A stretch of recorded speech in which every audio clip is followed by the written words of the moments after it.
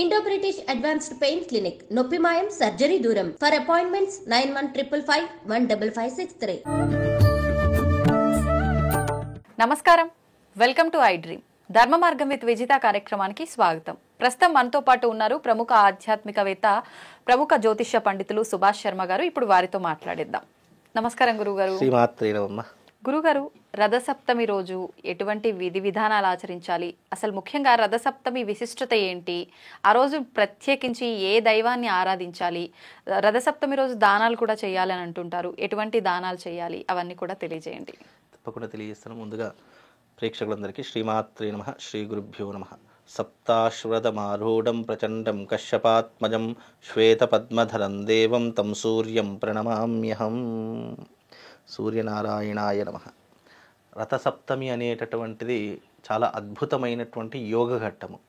అంటే సూర్యుడి యొక్క తేజస్సు ఆవిర్భవించినటువంటి రోజు, సూర్యుడి యొక్క జన్మకారకమైనటువంటి రోజు కూడా రథసప్తమి అని చెప్తాం. అంటే మాఘమాసంలో సప్తమి రోజున సూర్యుడు ఆవిర్భవించినటువంటి రోజు అని చెప్తూ ఉంటాం.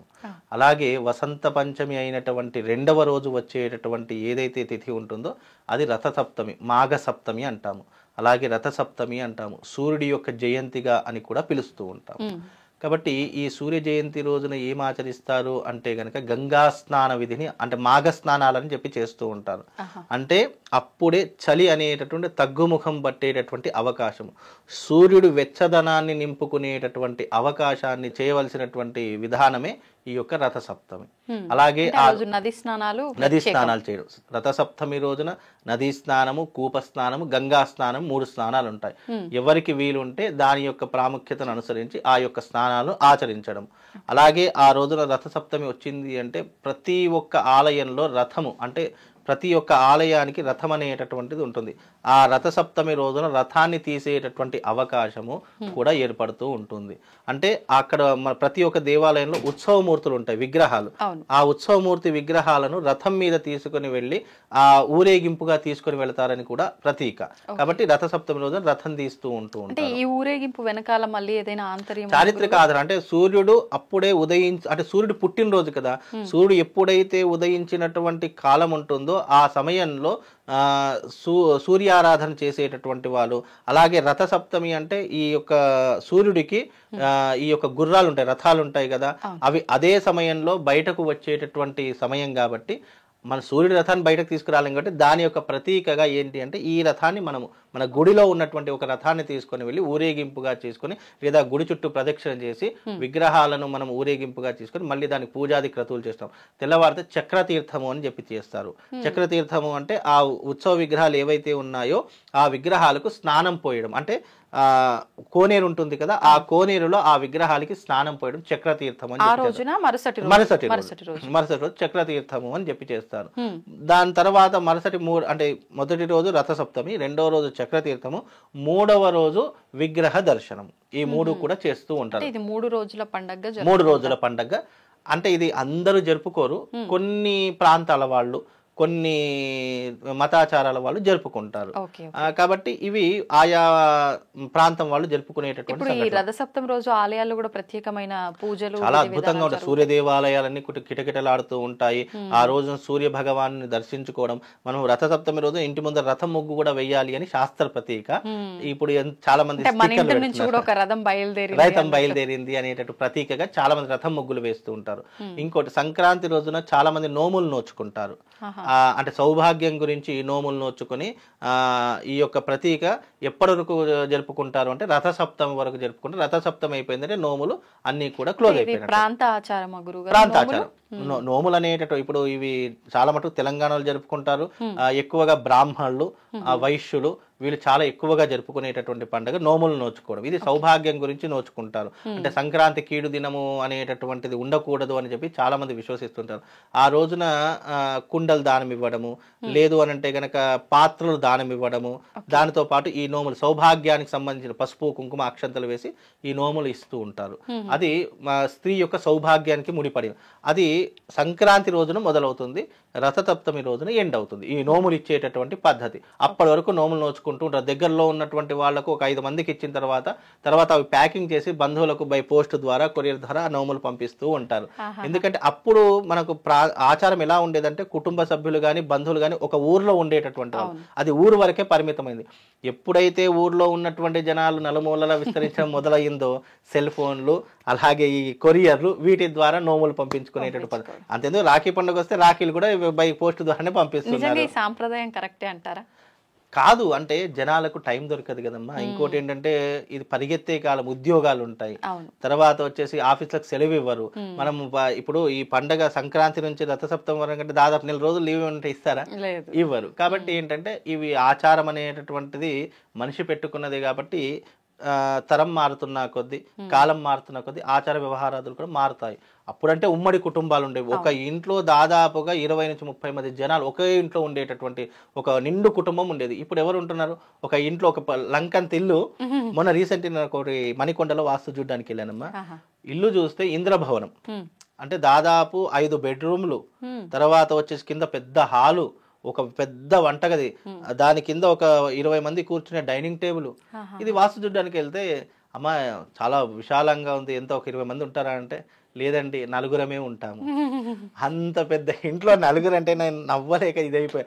ఏంటి ఇంత పెద్ద లంకింత ఇంట్లో 4 అంటే నేను ఆశ్చర్యపోయా. అంటే ఇల్లులు విశాలంగా అవుతున్నాయి, పబ్లిక్ తగ్గిపోతూ వస్తుంది, అంటే బంధువు మీద తగ్గిపోతూ వస్తుంది.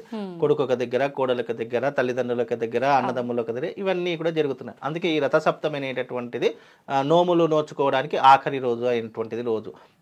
అలాగే ఆ రోజున చేయవలసిన దాన ధర్మాలు ఏంటంటే నువ్వులు దానం చేసుకోవాలి, గంగా స్నాన విధిని ఆచరించాలి. సూర్యుడికి ఇష్టమైనటువంటిది ఏంటి అంటే గంగా స్నాన విధి, తర్పణం. సూర్యుడికి చాలా ఇష్టమైనది ఏంటంటే తర్పణము. ఆ రోజున మన పెద్దలకు తర్పణం వదులుకోవడం కూడా చాలా విశేషమైనటువంటి రోజుగా భావన చేసుకుంటూ ఉంటారు. అలాగే సూర్యుడు వెచ్చదనాన్ని పుంజుకుంటాడు కాబట్టి ఆ రోజున ఎవరికైనా రగ్గులు దానం చేయడము, చద్దర్లు దానం చేయడము ఇలాంటివి చేస్తే కనుక చాలా విశేషమైనటువంటి పుణ్య ఫలితం కలుగుతుంది.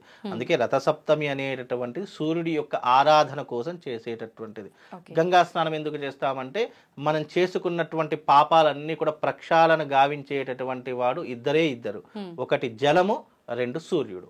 ఈ 2 కూడా ఏకకాలంలో మనం ఆరాధన చేయాలంటే ఈ రథసప్తమి రోజున ఆరాధన చేసుకోవాలి. మనము గోదావరి జలంలో అంటే దగ్గరలో ఉన్న జలంలో మనము ఈ భాగం వరకు మునిగేయాలి.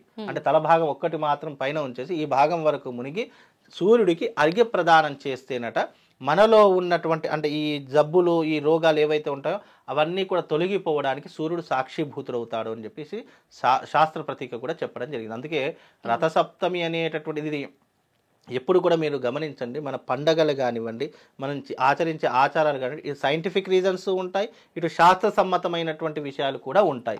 అందుకే మన పండుగలకు అంత ప్రాముఖ్యత. సైంటిఫిక్ రీజన్ ఏంటి అంటే ఈ రథసప్తమి రోజున చాలా విశేషమైనటువంటి చలి ఉంటుంది. ఈ ఏవైతే మన బోన్స్ ఉంటాయో అవి ఇట్లా విరిగినట్టుగా ఉంటాయి, అంత చలి ఉంటుంది ఆ రోజున. ఆ రోజున మళ్ళీ స్నానం ఎప్పుడు చేయాలి? ఉదయకాలము 5 గంటల వరకు నదిలో దిగి స్నానం చేయాలి.